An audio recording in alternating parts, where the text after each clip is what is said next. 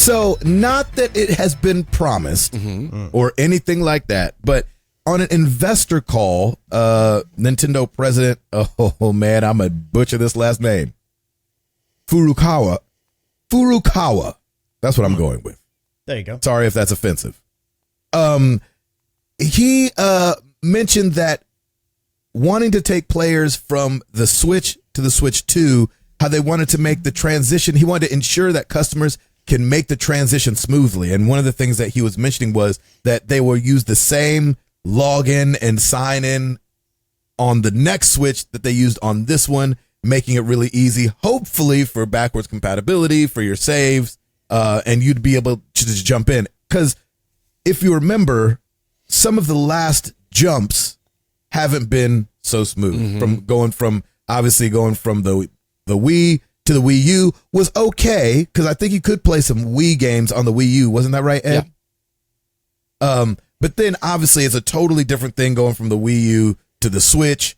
And then they're just wanting to make sure that this transition is really great because they're starting to bolster numbers that are ginormous. So currently across console and mobile, there's 290 million Nintendo accounts. Wow. Like this iteration of the Nintendo account right now that they're using, 290 million. Wow. That is a ginormous number. That's just this generation? Like that doesn't count my old Wii U account? I believe it's this new one across console and mobile. And remember, they've got to have the mobile stuff for talking and everything like that. And so, the Switch is getting long in the tooth, even though Nintendo knows how to make Nintendo games for it. As we've talked about with Hogwarts and everything, it's not so easy for everybody else to just put games on there. We still don't know if Hogwarts is coming. It's been delayed till November now.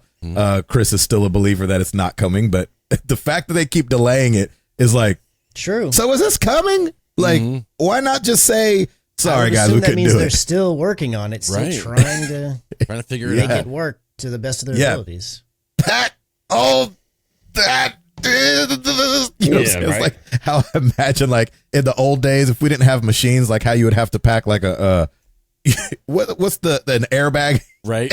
Like in a steering wheel. It's like trying to pack like to fit everything for your carry-on luggage. So you don't have to. Yeah, exactly. I'm not checking this bag. Yeah.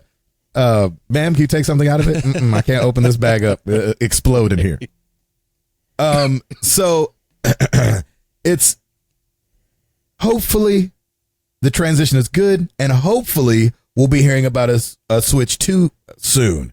And hopefully they don't do anything crazy. That's what I'm always worried about with Nintendo. You always have to have it floating around in the back of your mind that like they come out with something that looks ridiculous and you can't play the other games on it. And you're like, because this is going to be the first time that they've had something besides the DS. It's been a while since they've had a runaway hit like the Switch has been. The Wii was a runaway hit, and then now here the Switch has been a runaway hit.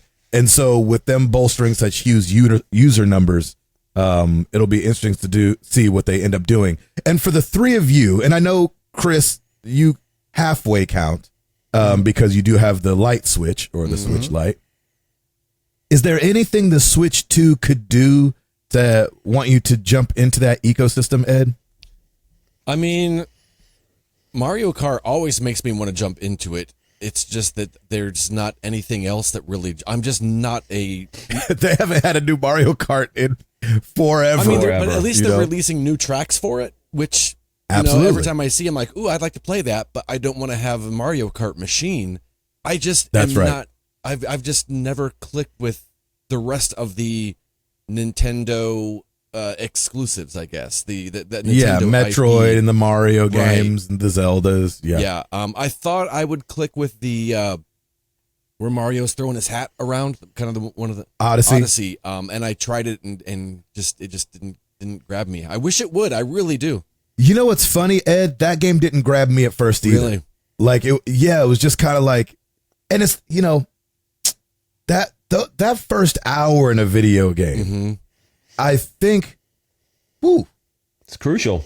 I think they're tough. It's a tough hour. I think they're crucial, and I think that it's a tough hour. You're learning the controls. You're trying to care. There's all kind of things going on all at once, like we've discussed about just this morning with Metal Gear 5.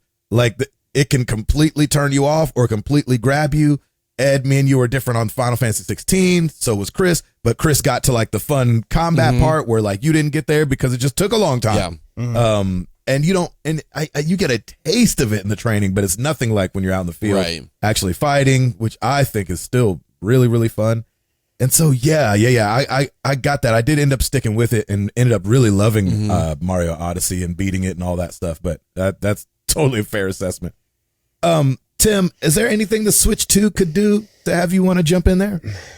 I'm kind of in the same camp as Ed. I do love me some Mario Kart. Now, Piper's been playing a little bit more. She's got Minecraft on there, Animal Crossing, but I think most of the time she is playing Mario Kart. I think they've learned their lesson with the Wii U, so I don't think there's going to be any weirdness. I think what they'll do is they'll just tack on to what the Switch has now. And maybe just make it more powerful. Yeah, probably. I would hope that they would, definitely give it some more power. For me, it's just the gaming ecosystem of Nintendo has never gripped me at all, besides Mario Kart. So I'm not fully invested in it at all. But I do think that I don't think they're going to make the same mistake that they did with the Wii U, and it'll just be completely weird and random. And I think they're gonna there's so many Switches right now and Switch Lights and everything, like they really can't kind of go back. So hopefully they just, like, they're listening to people. They know we got to tweak these things. These are the main concerns with at least the hardware anyway, and let's make it more powerful and then just keep putting games together for it. Yeah, Chris, two-parter for you. Is it? Sure. Let me ask you this: Is there anything the Switch could do to make you want to buy it, the Switch 2? And do you think that they're going to change even the form factor? It's weird thinking that like they would even, they've got to stay with the handheld home, like dock and undock situation. Like they have to stick with that, right? Well, that was going to be my question to you was like, have they ever, of the mainline systems, I'm not counting 3DS. Yeah. But of the mainline systems, has one to the next generation ever remained at all the same? They've always changed. I mean, maybe not. Wii to the Wii U is the closest. Yeah, but even the Wii to the Wii U was pretty different. Because it went to consoles, like in form factor and everything. Like, so that one aspect in my mind makes me think, whatever the next Nintendo thing is going to be, it's going to be different. It was backwards compatible, and so that was a big thing. And to not, Nintendo. Oh gosh, did Nintendo go cartridge, disc, cartridge? You know what I'm saying? It's like we went cartridges all through the NES and SNES area and N64, and then from GameCube we started with the tiny discs, and then obviously the Wii and Wii U had discs, and now we're back to cartridges on the Switch side of things, or I guess you call it a memory card, but sure. And so moving from the Wii to the Wii U, I believe the only thing that kind of stayed that felt similar was the fact that it was backwards compatible. Mm-hmm. So you can still use those discs. I guess more of my point is like from NES to SNES to N64 to GameCube to Wii U to Switch. Yeah. Not just form factor, but like even controllers and buttons. Yeah. Like are drastically everyone's different. Like similar, but different. Mm-hmm. So yeah, but I mean, SNES to N64 was a weird. Yeah. Like, you know what I'm saying? Getting that new controller, you're like, what? But I'm just saying history would dictate that whatever the next thing's going to be, it's going to be different. Different enough to where you can be like, it's clearly a new thing. It's not just and it's better, but the same thing. It's not going to be that. So history would say that's going to be the case. I think it'll probably be more similar than not, because I feel like by this time, right, Nintendo's finally painted themselves in a corner where they got all this stuff all this legacy in the history from going back from Wii U and everything, where it's like you've got to have the waggle and abilities and all this craziness. Like you're now in a situation where you have to support these things. So I feel like they're kind of gonna have to just slightly iterate on whatever the next thing is.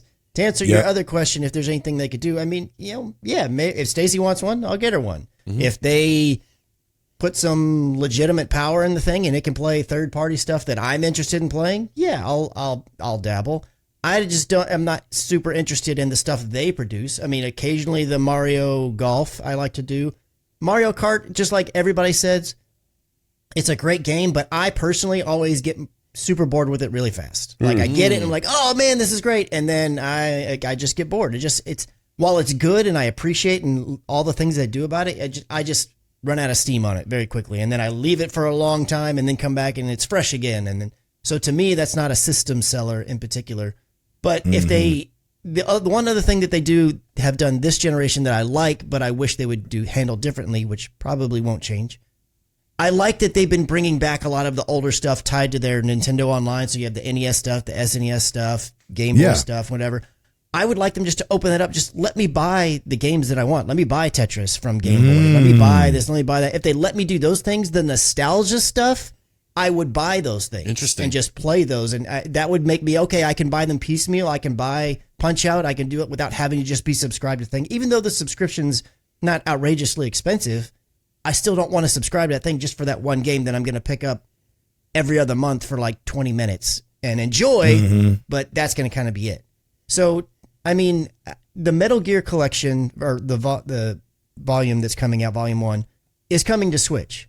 If it plays well, like once reviews hit, I will probably get it there as well. I will double dip and I will get it there because those games are ones that I would like to play portably. I play them on my Vita right now, but the Switch has a bigger screen, a little bit better controls, more buttons and things. So I'm planning to do that. If whatever this next version, I can just carry that over and keep playing it, and form factor wise, it makes sense for me.